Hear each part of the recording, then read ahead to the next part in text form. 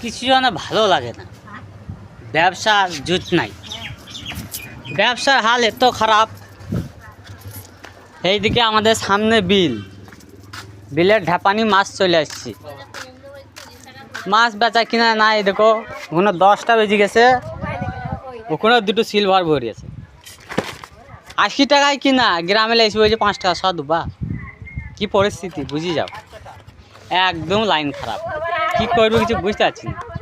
60 টাকা 70 টাকা কিনি, 80 টাকায় কিনি বলছে 5 টাকায় দেবা। এ কি সহ্য হয় জানে?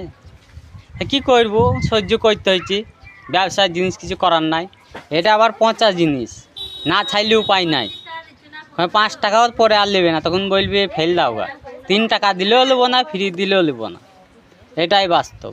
তো লাইন খুব খারাপ। যারা ব্যবসা করো কিছু করার নাই, এদিক ওদিক চালাইতেই হবে, এটাই বাস্তব।